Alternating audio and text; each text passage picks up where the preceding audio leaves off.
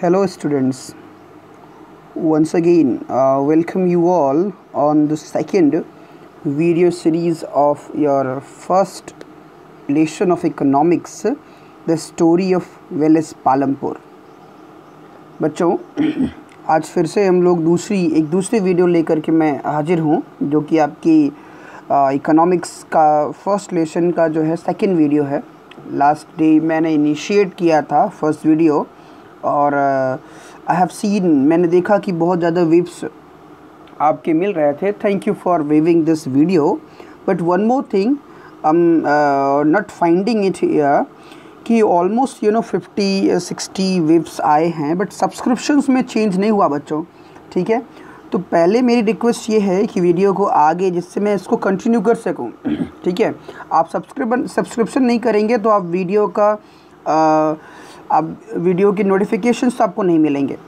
ठीक है, soon I am going to introduce English videos also, so therefore मेरा request ये है कि पहले आप उसको सब्सक्राइब कर दीजिए, बेल आइकन को प्रेस कर दीजिए, उसके बाद ही आप उसके बाद ही इसको जो है वेव करिए, देखिए वीडियो और पूरा वीडियो ज़रूर देखिए। ठीक है, सो बहुत सी इंटरेस्टिंग चीज़ें मैं इस वीडियो में भी लाने वाला हूँ और this is going to be the very interesting session, I must say. So please visit my YouTube channel and also first of all subscribe it. ठीक है, तो पहले आप सब्सक्रिप्शंस को बढ़ाइए। आप सब्सक्रिप्शन को करने के बाद, सब्सक्राइब करने के बाद ही वीडियो को देखिए। ठीक है, वेब तो आ रहे हैं बच्चों, लेकिन सब्सक्रिप्शन नहीं आ रहा। It means there is something mistake. So please आप वेब के साथ साथ सब्सक्रिप्शन को बढ़ाइए और उसके बाद फिर वीडियो को देखिए। ठीक है, तो ये दूसरा वीडियो है, दूसरा पार्ट है बच्चों। लास्ट टाइम मैंने जो है आपको एक्सप्लेन किया था कि फैक्टर ऑफ प्रोडक्शन को हम लोगों ने स्टडी किया था कि फैक्टर ऑफ प्रोडक्शन क्या होता है। ओके, तो फैक्टर ऑफ प्रोडक्शन को हमने स्टडी किया था। अब हम लोग जो है, आई होप आपको ये समझ में आ गया होगा। और I didn't get any comment in the comment section और एनीवेयर एल्स, तो मुझे लग रहा है कि ये आपको समझ में आ गया होगा। ठीक है, now student let's move further और आप देखते हैं हमारा दूसरा टॉपिक क्या है। ओके, एक बड़ा टॉपिक है ये, डेफिनेटली एक बड़ा टॉपिक होगा और हम इसको कोशिश करेंगे कि इसको मैक्सिमम में इसको कवर कर सके। जो भी ये टॉपिक है, एटलीस्ट ये टॉपिक तो पूरा कवर करेंगे। ठीक है, 4 और 5 लेक्चर्स में हम इस पूरे वीडियो को, इस पूरे लेसन को जो है, इस चैप्टर को कंप्लीट करेंगे। So you have to keep patience. Okay, और सबसे बेस्ट आइडिया है, in the best options for you to study at home, तो definitely I just urge you to be benefited with it, कि आप इसका फ़ायदा उठाइए और वीडियो को ज़्यादा से ज़्यादा जो है देखिए ना, और बैठ करके नोट्स प्रिपेयर करिए। कोई प्रॉब्लम्स आ रही हैं तो आप उसके लिए मैसेज और कॉल के थ्रू आप मुझसे मैसेज कर सकते हैं, कॉल कर सकते हैं। And you all have my telephone number, if not I can also provide you. Okay, so this way you can go through. Let's talk about the second topic of it. Okay, this is the part 2 of the video. Okay, and here we are going to start about the farming in Palampur. Okay, बच्चों यहाँ पे हम लोग farming in Palampur पढ़ने चल रहे हैं कि पालमपुर में किस तरह की फार्मिंग होती है। फार्मिंग का मतलब होता है एग्रीकल्चर। ओके, कि एग्रीकल्चर का क्या रोल है, किस तरह से एग्रीकल्चर डेवलप है वहाँ पे, उसको हम स्टडी करने चल रहे हैं। Okay, so this is the second video. Let's see what is the status of farming, it means agriculture in Palampur. Okay, let's move further. So farming is the land, यहाँ पे क्या है, लैंड इज़ फिक्स्ड। पहले उन्होंने बता दिया कि land क्या है, वो फिक्स्ड है यहाँ फार्मिंग के लिए। जो लैंड फिक्स का मतलब होता है एक पर्टिकुलर एरिया है ना, इससे ज़्यादा अब लैंड ग्रो नहीं कर सकता है। ठीक है, इससे ज़्यादा अब लैंड ग्रो नहीं कर सकता है, इतना ही लैंड है हमारे पास। अब इसी में हमें क्या करना है, पर्टिकुलरली लैंड, उसी पर्टिकुलर लैंड पे, उसी फिक्स्ड लैंड पे, सर्टेन लैंड पे कैसे मैक्सिमम एग्रीकल्चर आउटपुट्स को गेन किया जा सकता है, और बाकी चीज़ों को भी हम यहाँ स्टडी करने चल रहे हैं। Okay, so let's move. Farming is the main production activity जो विलेज है पालमपुर, वहाँ पे सबसे ज़्यादा जो मेजर एक्टिविटी है, मेन प्रोडक्शन एक्टिविटी है, वो फार्मिंग है। ठीक है, 3 तरह की प्रोडक्शन एक्टिविटी होती है, आप इसको जानते हैं। 3 सेक्टर्स होते हैं प्रोडक्शन एक्टिविटीज़ के। ठीक है, लेकिन बेसिकली एक होता है प्राइमरी सेक्टर और दूसरा होता है secondary sector.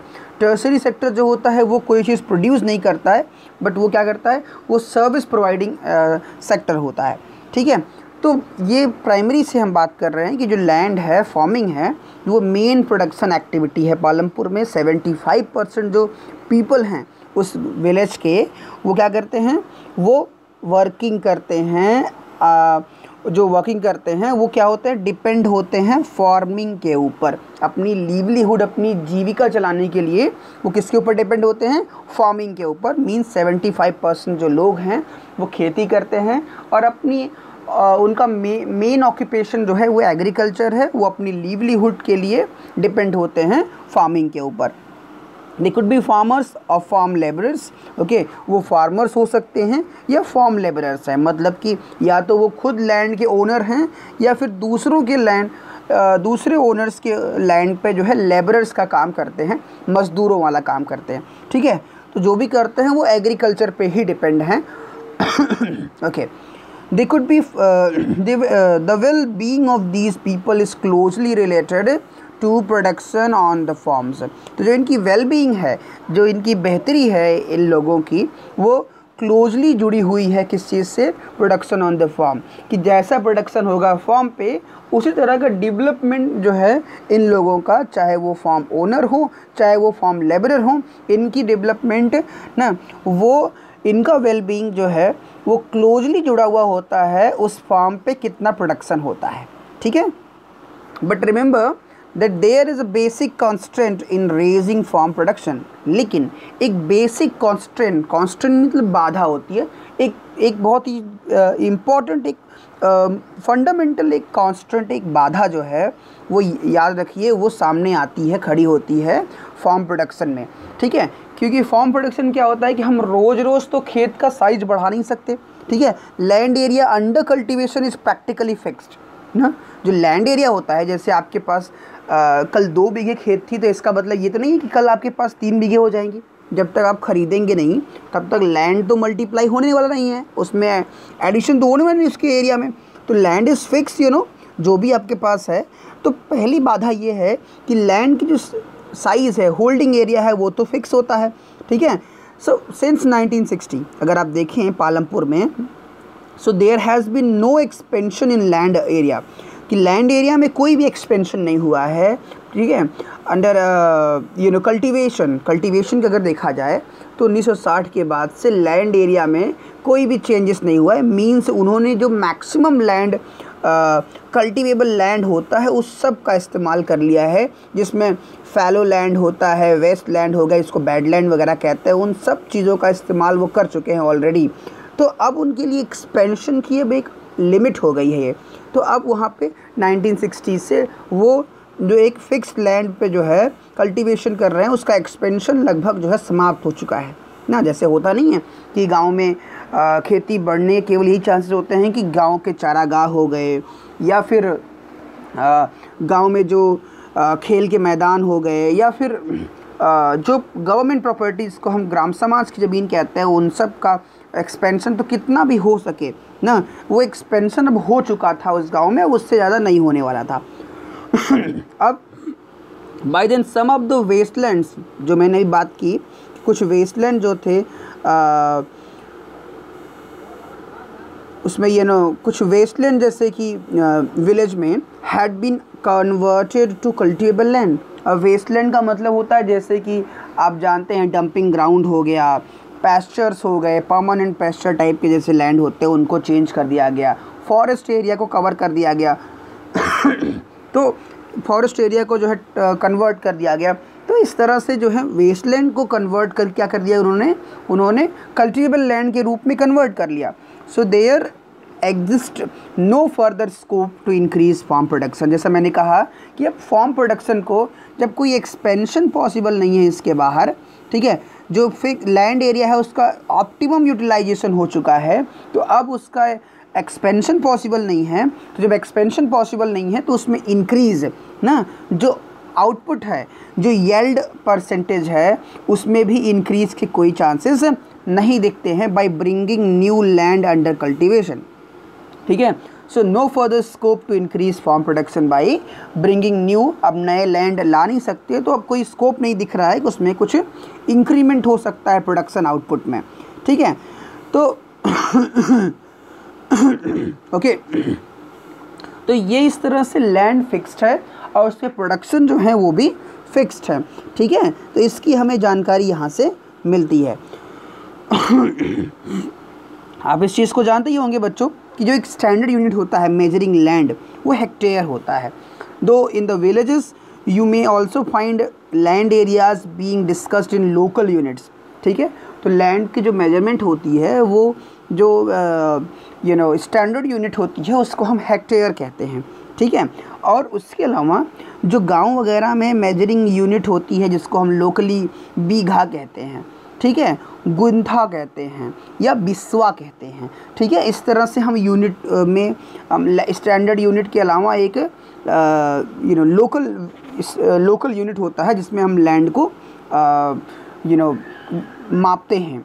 1 hectare equals to area of a square with, अब देखिए 1 हेक्टेयर का मतलब होता है ना square of 100, one side measuring 100 तो 1 हेक्टेयर का मतलब आप जानते ही हैं कि 100 × 100। ठीक है, इस तरह से उसको हम जो है मेज़र करते हैं लैंड को। 1 हेक्टेयर का मतलब इतना जो है होता है। So can you compare the area of 1 hectare field with the area your school ground. तो इस तरह से आपको एक टास्क दिया जा रहा है। नेवरदलेस ये आपको नहीं करना है, बस आपको जानते रहना कि हेक्टेयर कितना होता है। एंड ट्राई टू नो, जब आप सोशल स्टडीज़ पढ़ते हैं तो अपने पेरेंट्स को, अपने नेबर्स को, उनके साथ भी आप कांटेक्ट किया करिए। जो बेसिक चीज़ें हैं उनसे आपको मालूम पड़ेगी, तो आपकी जो एक कहीं ना कहीं अंडरस्टैंडिंग स्ट्रॉन्ग होती है, and that is very important. Okay, आगे बढ़ते हैं बच्चों। सेकेंड टॉपिक आ गया, is there a way one can grow more from the same land, कि क्या एक लैंड से कोई मतलब कि अगर सेम लैंड है तो क्या उससे और भी ज़्यादा प्रोडक्शन किया जा सकता है। ठीक है, ये इम्पॉर्टेंट टॉपिक है। ठीक है,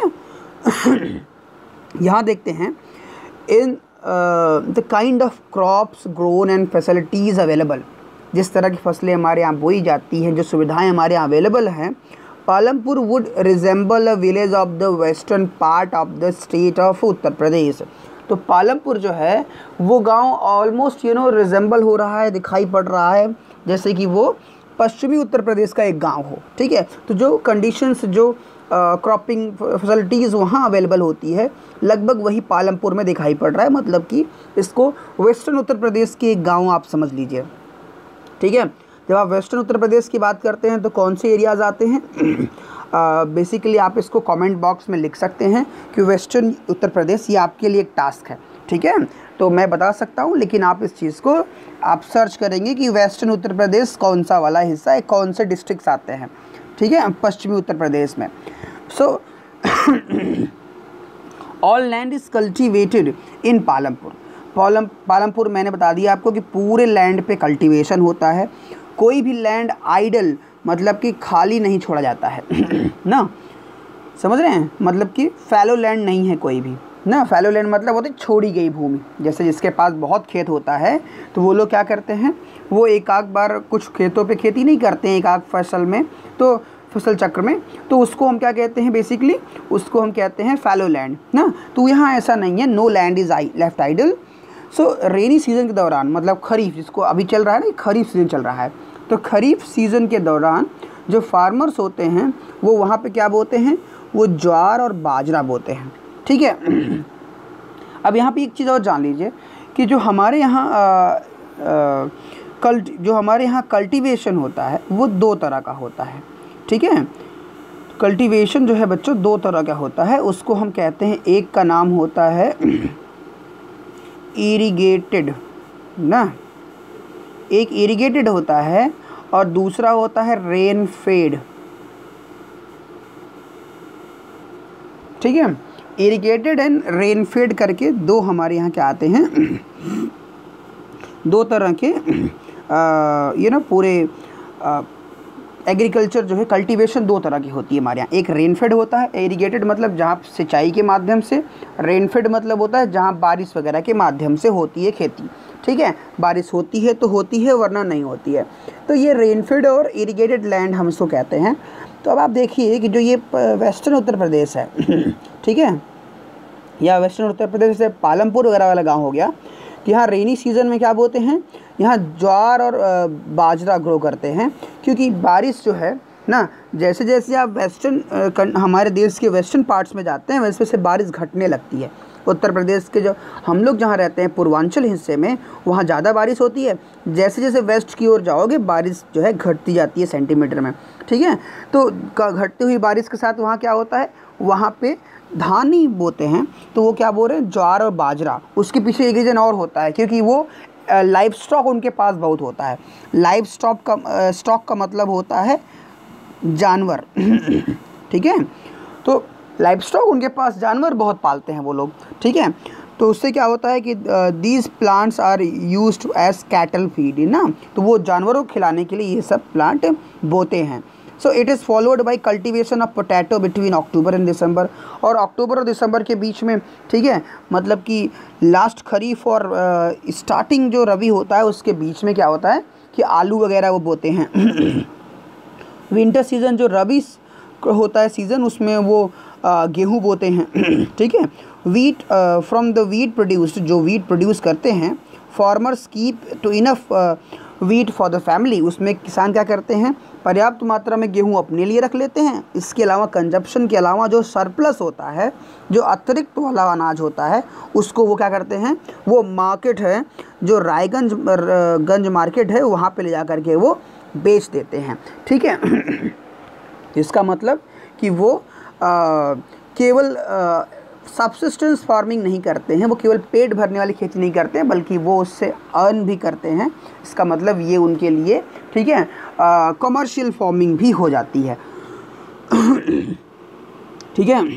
so a part of the land, इसके अलावा अगर देखा जाए तो a part of the land area is under devoted to sugar cane इसके अलावा यहाँ का एक बड़ा हिस्सा जो है वो शुगर केन प्रोड्यूस करने के लिए होता है, which is the harvested once every year. क्योंकि शुगर केन की जो फसल होती है वो लगभग 1 साल लग जाती है उसको होने में, तो पूरे साल में एक बार इस फसल को बोई जाती है।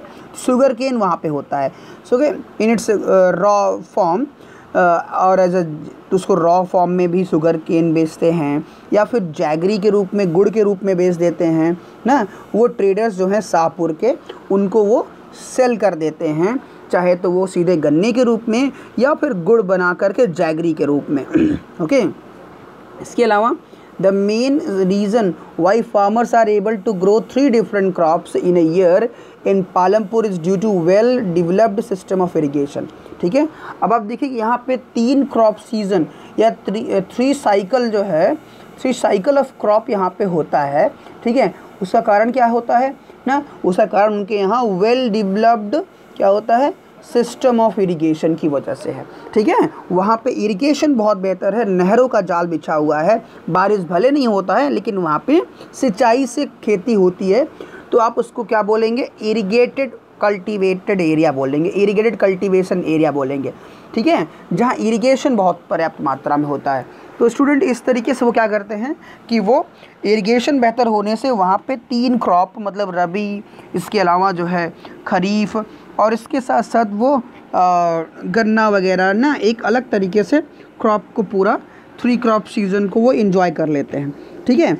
अब यहाँ पे बात आती है फिर आगे, इलेक्ट्रिसिटी केम अर्ली, जो इलेक्ट्रिसिटी है, okay, electricity came early to Palampur में बिजली बहुत पहले ही आ चुकी थी ना। तो जो मेजर इम्पैक्ट हुआ इसका, ठीक है, अब इस चीज़ का एक मेजर इम्पैक्ट ये हुआ कि was to transform the system of irrigation transform हो गया जल्दी उस जगह पे बिजली आने की वजह से। वहाँ पे जो इरिगेशन का सिस्टम था वो बहुत तेज़ी से बदला। Persian wheels were till then used by farmers to draw water from the wells and irrigate small fields. और इसके पहले क्या होता था, आप जानते हैं कि पहले की जो ट्रेडिशनल जो इरिगेशन मेथड हुआ करते थे, ठीक है, जो आपके अपने पेरेंट्स से पूछेंगे तो वो आपको बताएंगे कि किस तरह सिंचाई उस समय ना कुओं पे रहट वगैरह लगा करके ना, वो एक सिस्टम होता था, रहट वगैरह के माध्यम से बैलों से खींचते थे पानी और फिर वो बैल पानी निकाल के गिराते थे बाहर ना, उसी से सिंचाई होती थी। लेकिन वो सिंचाई का जो एरिया था वो बहुत ही छोटा होता था, स्मॉल फील्ड पे इरिगेशन के लिए पॉसिबल था वो, ठीक है, बिजली के आने से पहले। इसके अलावा लोग मैनुअली, दुबला कहते हैं गांव में, तो 2 लोग मिल करके पानी उठा एक डलिया तरह का होता है, रस्सी बंधा हुआ, उस डलिए से वो पानी को उठा के खेतों में सींचते थे। तो ये बहुत ही हार्ड टास्क था जिस तरह सिंचाई हुआ करती थी, ठीक है। फिर बिजली आने से इन चीज़ों में बदलाव आया, ट्रांसफॉर्म आया। People saw that the electric run tubewell could irrigate much larger field. अब लोगों ने ये महसूस किया, देखा कि जो इलेक्ट्रिक ट्यूबवेल आ गए, इलेक्ट्रिक से चलने वाले ट्यूबवेल सरकार की ओर से लगवाए जाते थे पहले, आपको शायद नहीं याद है लेकिन आप अपने पेरेंट्स पूछेंगे और या आपने गांव में कहीं ना कहीं देखा होगा, ठीक है। तो ट्यूबवेल हुआ करता था, उस ट्यूबवेल से सरकार सिंचाई करवाने लगी लाइट आने के बाद, ठीक है। तो उससे लार्जर एरिया जो है लैंड वो कल्टीवेबल हो गया, मतलब कि बड़ा हिस्सा जो है अब वो, क्योंकि बहुत बड़े हिस्से पे उस इलेक्ट्रिक रन ट्यूबवेल से पानी जाने लगा तो सिंचाई का क्षेत्र बढ़ गया और खेती बढ़ गई। So first few tube wells were installed by the government.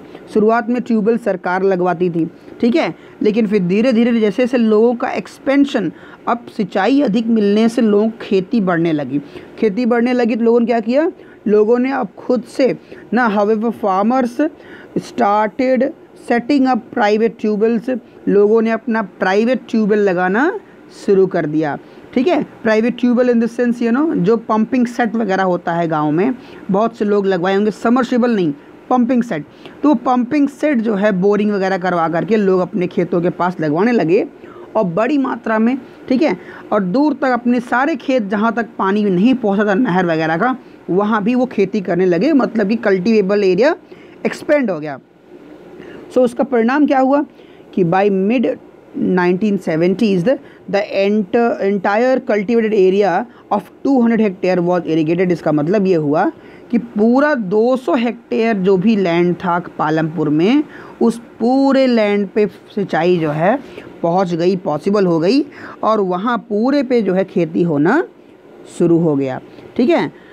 तो ये चीज़ आप देखिए कि ये इरिगेशन की वजह से पॉसिबल हुआ। तो इरिगेशन, इसीलिए इसको हम इरिगेटेड कल्टीवेबल लैंड कहते हैं, है ना।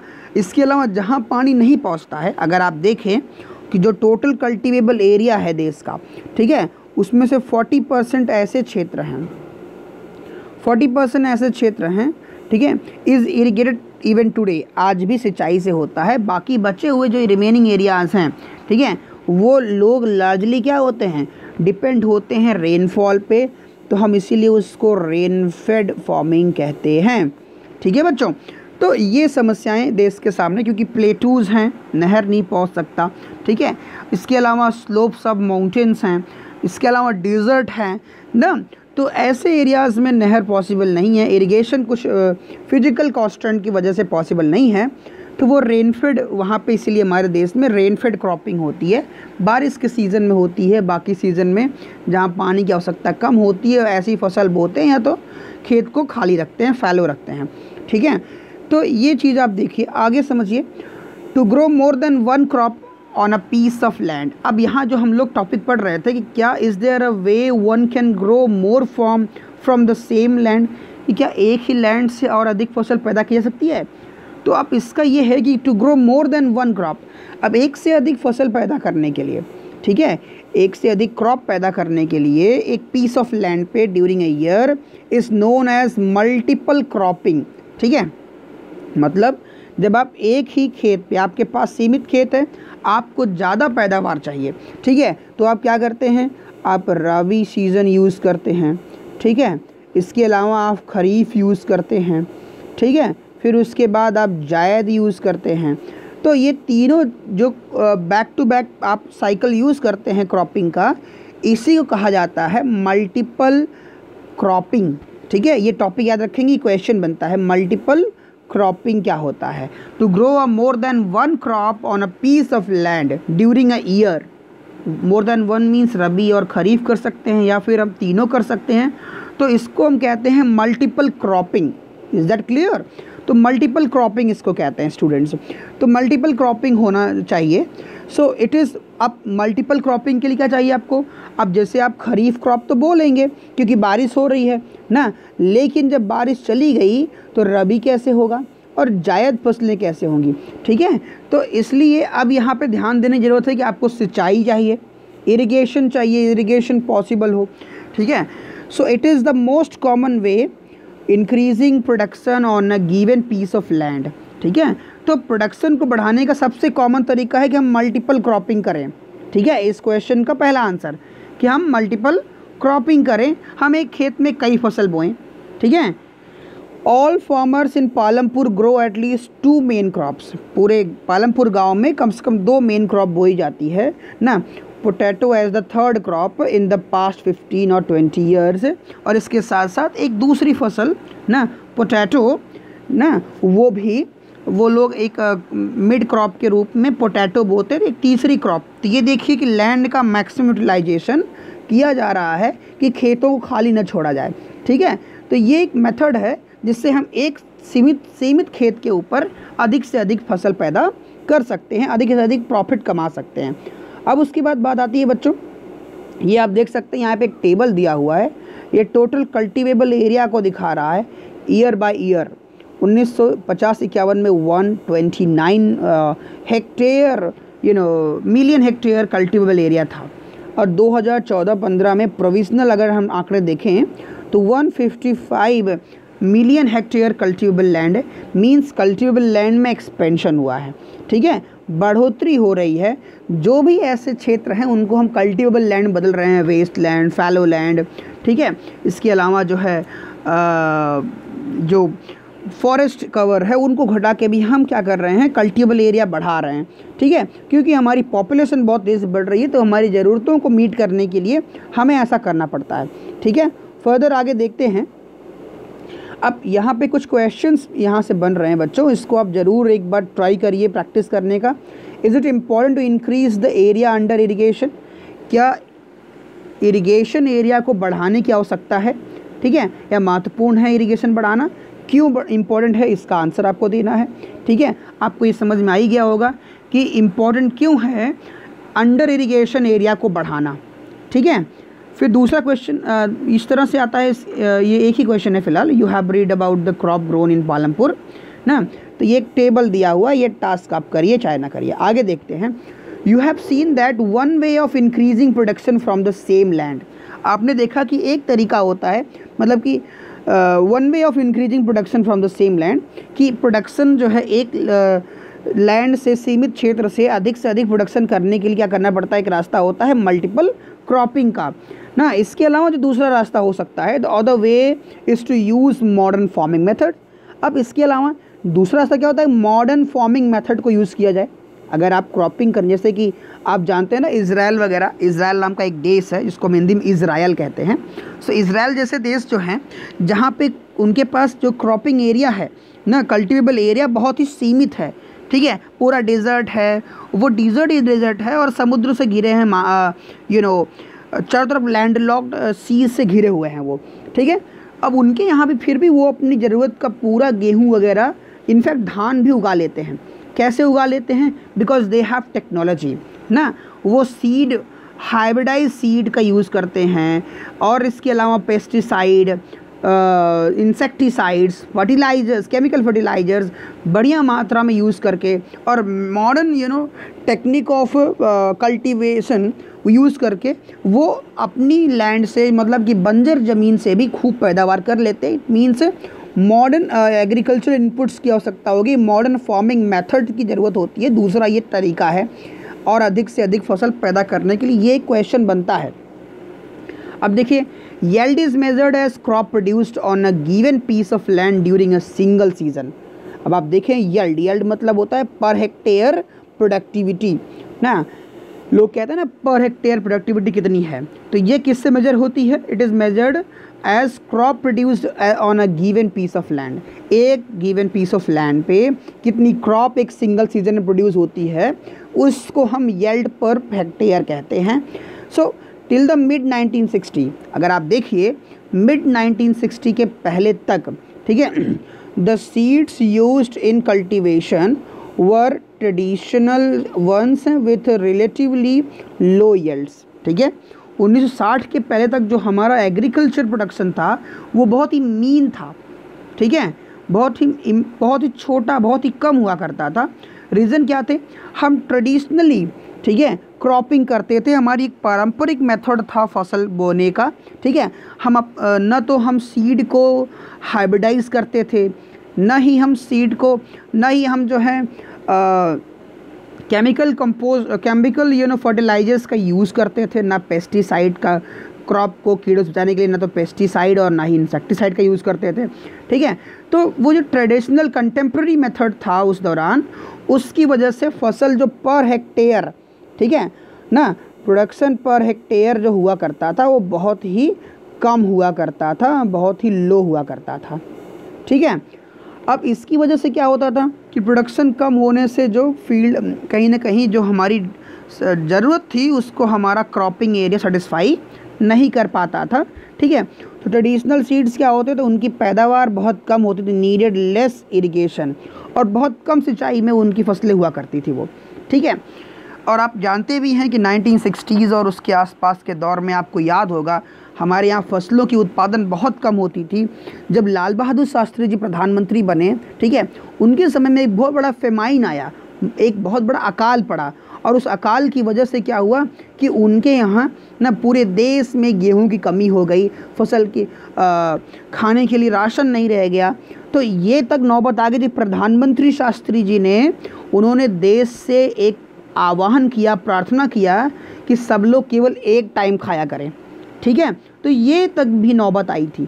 फिर हमने अमेरिका से गेहूं जो है क्या किया, उसको हमने एक्सपोर्ट किया, इंपोर्ट किया।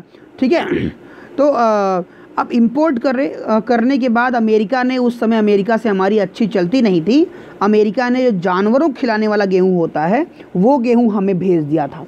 ठीक है, इंसानों को खाने के लिए। तो ये तक फिर शास्त्री जी ने रिजॉल्व किया ना, उन्होंने शपथ ली कि नहीं, अब फसल को बेहतर करना है। उन्होंने ग्रीन रिवोल्यूशन के प्लान्स के ऊपर काम करना शुरू किया कि कैसे हम उसको बेहतर कर सकें। कनाडा में उस समय तक ग्रीन रिवोल्यूशन लॉन्च हो चुका था, तो उसको कैसे इंडिया में इम्प्लीमेंट करें ना। इंडिया के जो सबसे सीनियर साइंटिस्ट थे, एग्रीकल्चर साइंटिस्ट थे, MS स्वामीनाथन की मदद ली गई। बट अनफॉर्चुनेटली 1965-66 में ना ताशकंद में जो इंडो पाक वॉर हुआ था, उसकी एग्रीमेंट पे, उसके ट्रीटी के दौरान ना उनकी आकस्मिक मौत हो गई थी शास्त्री जी की। उसके बाद इंदिरा गांधी जी प्राइम मिनिस्टर बनी और तब से हमारे यहाँ ग्रीन रिवोल्यूशन आया। ठीक है ना, तो ये प्रॉब्लम्स जो है बनी हुई थी ट्रेडिशनल सीड्स के साथ, इसीलिए जो है हमें महसूस हुआ कि हम उसको चेंज करें। Farmers used cow dung and other natural manure as fertilisers. लोग जो है गाय के गोबर और दूसरे जो नेचुरल मैन्योर होती है, खाद वगैरह सड़ा करके, जो घूर कहते हैं गाँव में, उसके द्वारा फर्टिलाइज़र यूज़ किया करते थे।